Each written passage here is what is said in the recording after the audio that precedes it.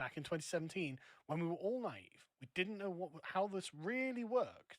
We didn't know how the debate was going to go with the left or why we weren't winning them over with our arguments. We didn't know where the money was coming from. We didn't know what we would have to do to just win. And I'm here for wins. Right? We are here to win. We're not here to lose. We're going to beat them. We're going to beat them on our terms, in the right way, for the right reasons, to get a positive future for the West. This is for everyone. This is for the whole thing. Right? Take this seriously. People who are unheard, who are thinking, well, these guys are really going to go over. No, the fruits are everywhere. Right? All of the Zoomers are my Zoomers. I am their father, as far as you're concerned. Take them seriously. They know what they're talking about. They know what they're going to get, and they're going to get it because they're the young cohort. They're the guys who are going to be there for the next 40 years. I'm not going to be here for another 40 years, probably. They are. So you get ready to deal with them forever, and they're smart as well, man. Like there are loads of young, smart men in Britain who are just like, shit. The bottom is falling out of our country. We've got to do something about this. Like, yes, you do.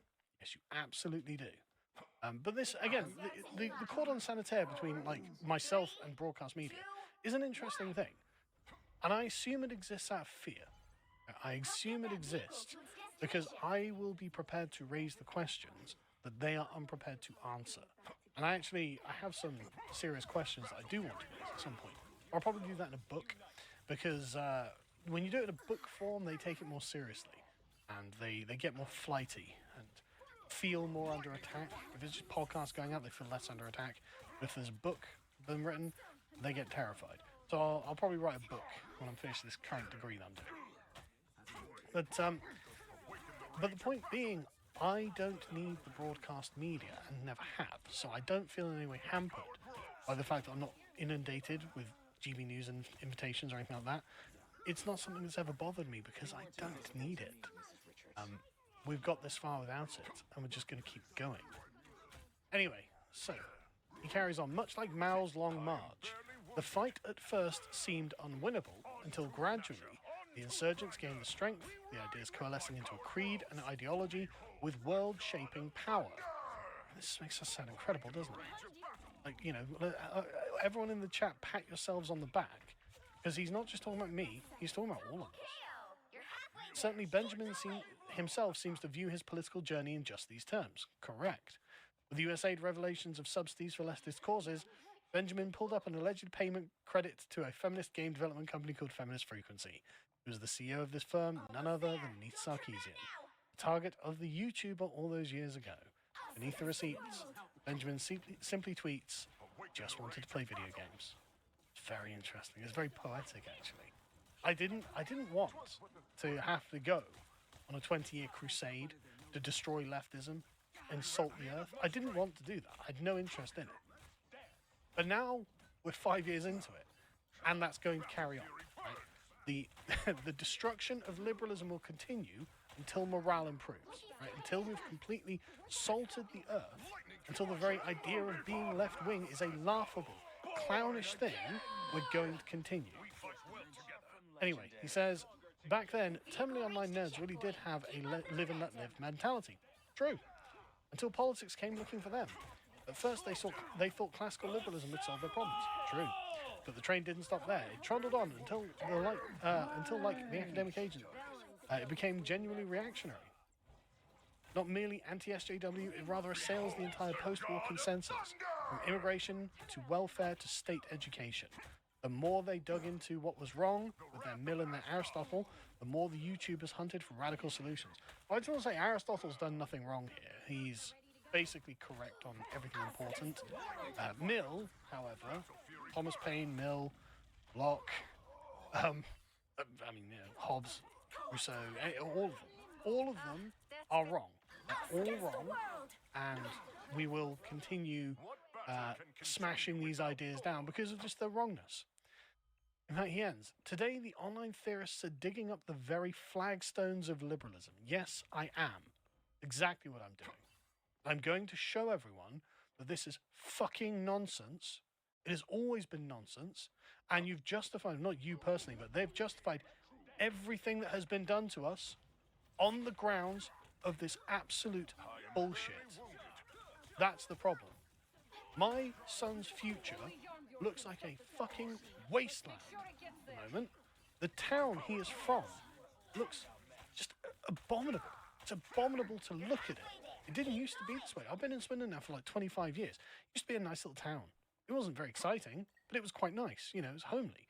It was normal. There was stuff here. Things weren't falling apart. Now it's a fucking wasteland filled with foreign barbarians. Yeah, you damn right. I'm going to dig up the flagstones of liberalism and cast them into the sea, so that in future people will look at this like they do at sort of like some weird Christian Gnostic heresy and be like, really? They cut their own dicks off?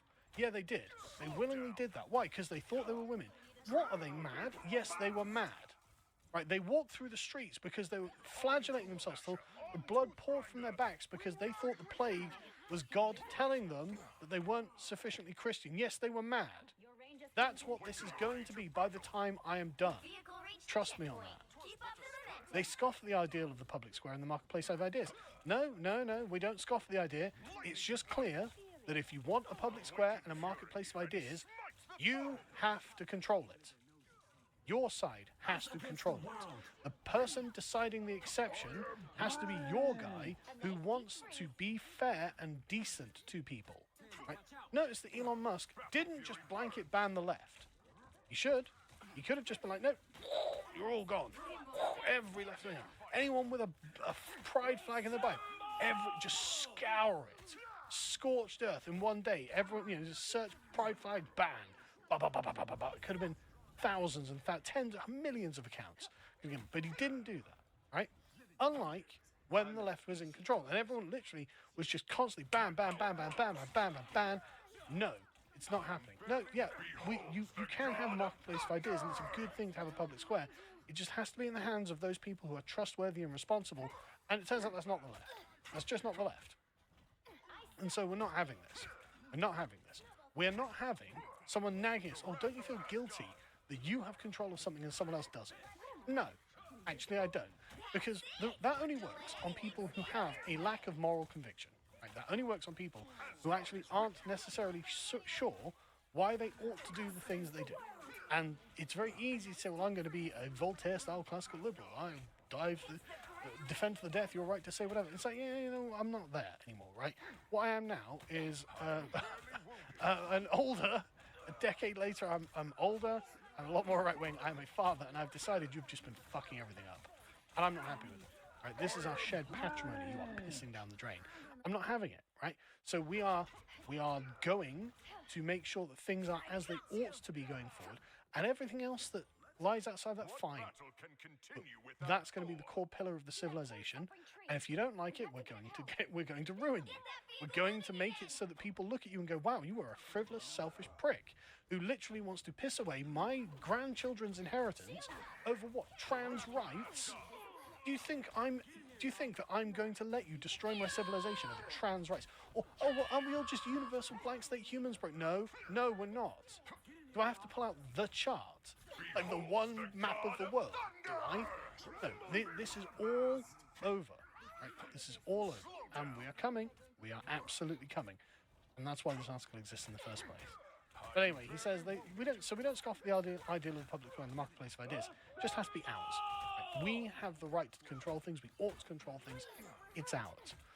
They're into the deep plumbing of power. Yes, we are. Rewarding friends and punishing enemies. All we're doing is looking at what the left did. Oh, you punished us for being your enemies, even though we didn't realise we were your enemies.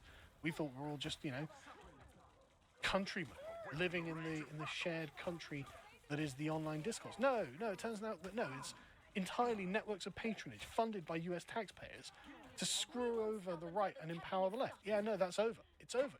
We're done with it. We know what you're about, and it's not going to happen. We are going to reward our friends and punish our enemies. And if you're on the wrong side of that, well, then too fucking bad. Isn't it, really? Maybe you shouldn't have, and again, not this person particularly, but, the leftist reading this being like, oh, God, the right are going to ruin us. Yeah, well, you've been trying to ruin us this whole time, and you've forged us into diamond-sharp weaponry. And now, the public hate you. Everyone hates you. And the one thing that you've still committed to is democracy, which is kind of weird if you think about it.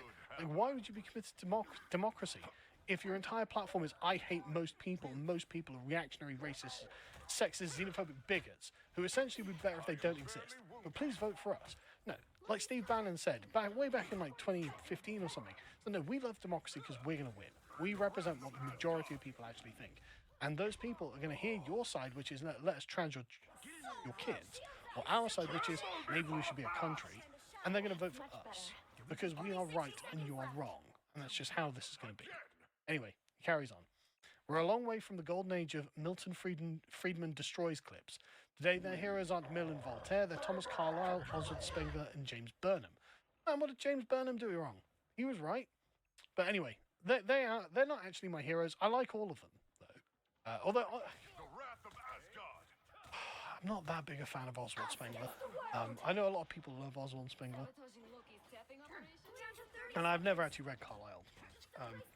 I've read a lot of Burnham, though. Burnham's good. Oswald Spengler, very German, very boring, not that exciting. But we do have non-liberal heroes now, intellectual heroes, and we are just leveraging all of this and saying, no, this can be done, it should be done, and will be done. And so he ends with this. It's a really good line, this. They really should have just let him play video games. Like, yep, I've turned my entire intellectual career into the mission to destroy leftism. You could have left me alone. You didn't have to smear me. You didn't have to attack me. You didn't have to do any of these things, but you did, and so here we are. Right? You're ruining our entire civilization. I'm not having it. I'm not having it. And this is my part in the long war against the left to save our civilization. This is just what we have to do, and so it's what we will do. And